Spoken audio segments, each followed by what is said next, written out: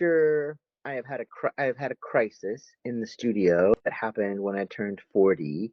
And Mm. some people, when they turn 40, they buy Ferraris or start dating, cheerleaders. For me, I asked myself, does the world need another painting by me?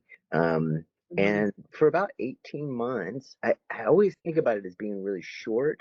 But then at some point when I was talking to my students, I prepared a little talk and, kind of went back through my photos and realized that it had lasted for about a year and a half. And it was a place where it actually hurt to paint. And it was a real crisis. Luckily, I sort of moved through it. And I was really kind of, I mean, one thing that really helped me sort of get through it was hanging out with older painters, older artists. And so like Beth Edwards was a huge help for me, and Beth recommended the book Art and Fear. And I had bought that book, a million years ago when I was an undergrad, and I just thought it was just the biggest load of self-help hoo-ha I had ever You seen. did? Oh yeah. I loved it as an undergraduate.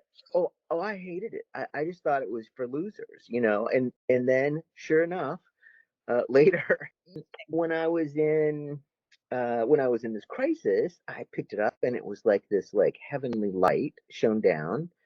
Um, Well, there's one part that says the world doesn't need your work. yeah, I mean, there were a lot of parts in there that were really hopeful, and it's Yeah.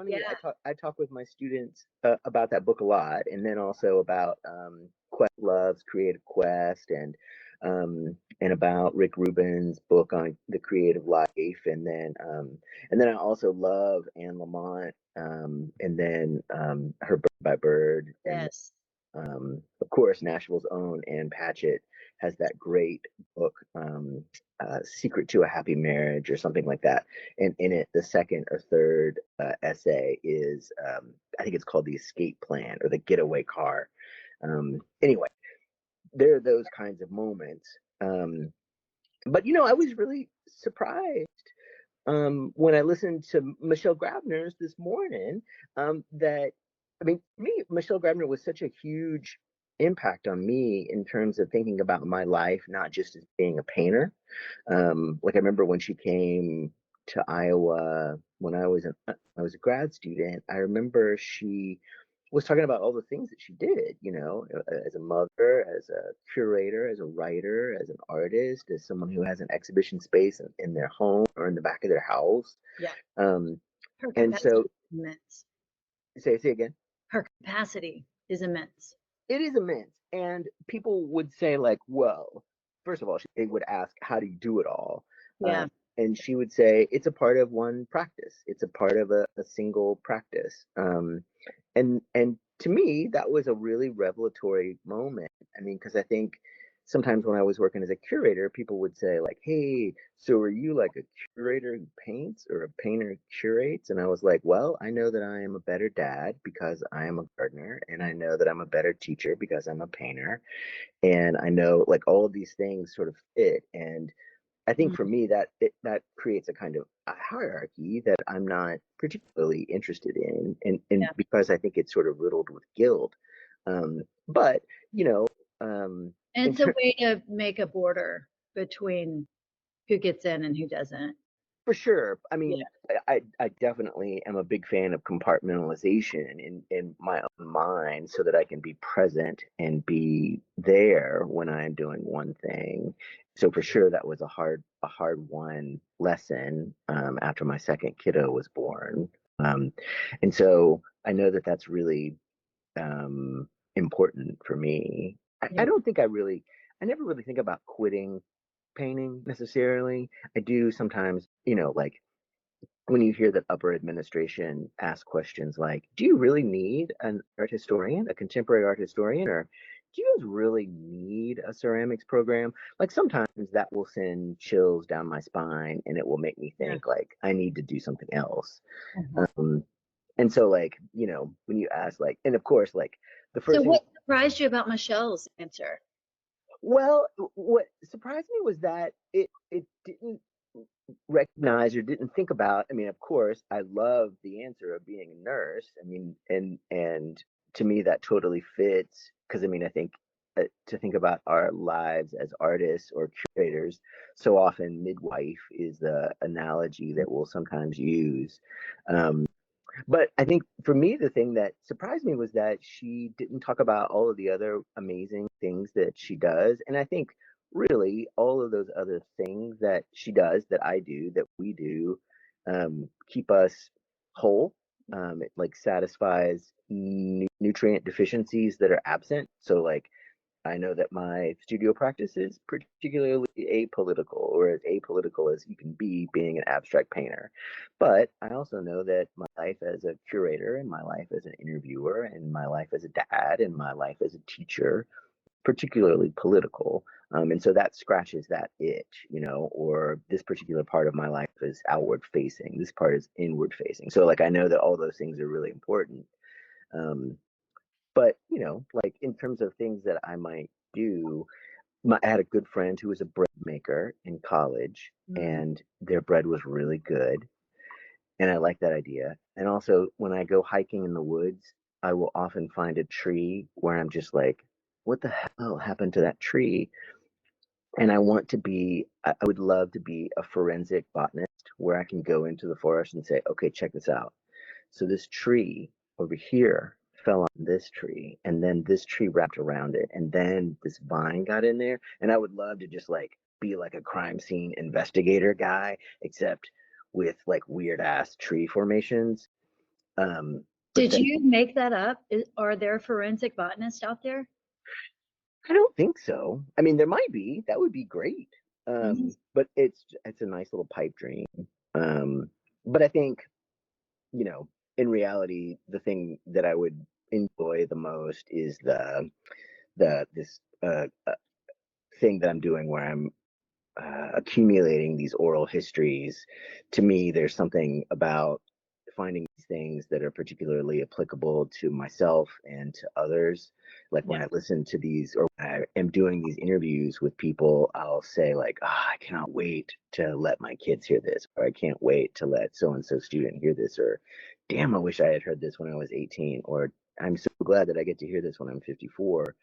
Like there's something about that, and about the surprise that happens when I ask a question. Like I'll ask a question, and I'll be like, I kind of know the answer to this one, but then they'll say something like completely different that is way better than the thing that I had in my head. And then, I mean, to me, some of it might have been sparked by that book, All That She Carried by Taya Miles. Do you have that book?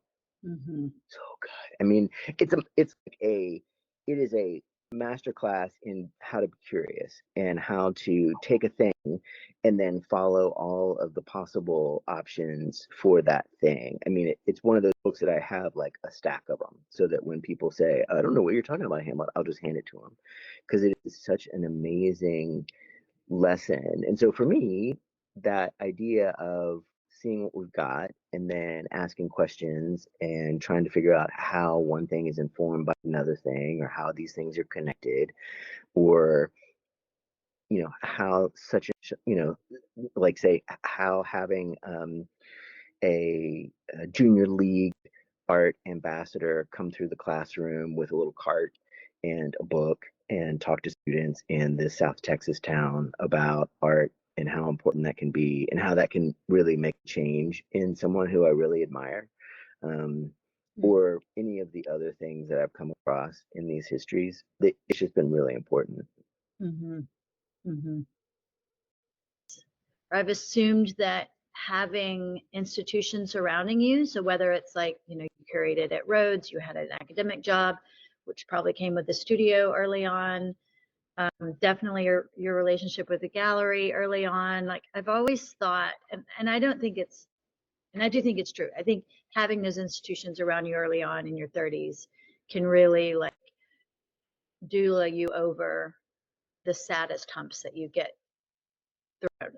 Mm, And I've always assumed that academia is part of that too, not just because of the small professional development stipends and the ego boost and all of that, but I hadn't thought about the disappointments of being in academia when you're hearing powers that be call into question uh, makers. Like, do we really need a ceramicist, or that you are in an institution also that has those conversations that you have to kind of like bulldoze out of your head to get to your studio? Yeah. I mean, it's kind of like that. Joan Mitchell talked about how there were two Joans, Big Joan and Yeah, Little Joan. yeah, And so sometimes that just has to be Big Hamlet. Sometimes Big Hamlet has to say, okay, let's fill out this form that talks about the supplies that we have to buy or whatever, so that we can satisfy the people, so that little Hamlet can go and teach, or be present, or be whole, or be honest, and vulnerable in the classroom. Um, but yeah, I mean, that thing that you were saying too, about academia, and I mean, when I was in that moment, I was a miserable, miserable teacher. Like it takes for me when you were lots. doing those studio visits. No, no, when I was in my slump, when I was in my Oh my yeah, yeah, difficulty, when I was in the I'm darkness. sure. And Yes, so when I was in that so darkness, hard. I mean, it was like it was really like, what do I have to offer these kids? Like I don't. Yeah, Um, and so it really was kind of like a moment of doubt, or a moment of when they talk about people with a crisis of faith in their religion, it really was like that. Although that said, um, one of the things that got me through it was Legos and meditation and music and drawing. And so, and then that book and watching good friends, for sure, having friends who have gone through similar things, yeah, for sure was really helpful. yeah, yeah. The community around it.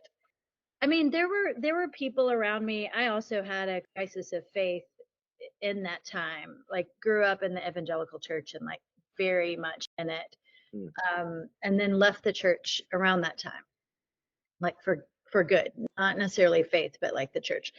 And I remember looking around at the church that I went to. You would walk up to take communion, like the bread and the wine or whatever, and in a group. So lots of churches do it differently, lots of faith traditions, but so there would be a circle of like 8 or 10 people at the most surrounding this like sourdough Whole Foods bread and like wine in a cup, and it was a shared cup. You would like instinct dip it in. And many times over probably a slow 5, 10 year drips in taking this communion once a week, I would look around and think, oh God, if they're still here, why, like, why can't I just hang in here? Like pointing out like, there's that guy who's really smart, or there's that, like, I know how they think about the world, whether it's politically or spiritually. And I think there's a little bit of that that I need in my art practice, where I look around and I'm like, Hamlet is still making paintings. Mm. Like, he, or whoever it is, like I can kind of go to that circle and say, okay, I don't know how we arrive at doing this. I had no models in the middle of Arkansas learning. Like, I had no business being in this business. Hmm. um I didn't even know what this was. Hmm. And none of those questions serve me well anymore. I'm just kind of like, well, I'm here, we've arrived, we're in this little circle, and we're all dipping the bread in the wine. That's kind of in second half of life how I think about like artist communities and how they buoy what I do.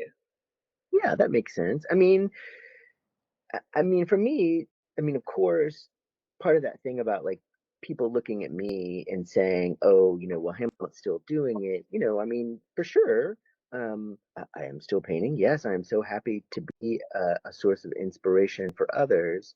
But for sure, there this path is difficult. I'm not telling you anything that you don't know. And so I think, like, I know that you can know how difficult it is. And I know that you and I can sort of sit here as veterans of the art wars and say, this is hard. This is a very difficult thing. It is difficult for me in ways that it is not difficult for others. It's easy for me in ways that it is not easy for others. And so I recognize that my path is very particular. But I also know that this is very hard. And for sure, that's a thing that I want to make really clear to people who are thinking about getting into it, because it's not, it is nerve wracking. It is, Yeah. and then, and like I was saying, I know that I can't do this. I know that I can't do blank blank. Part of that, that's hard won.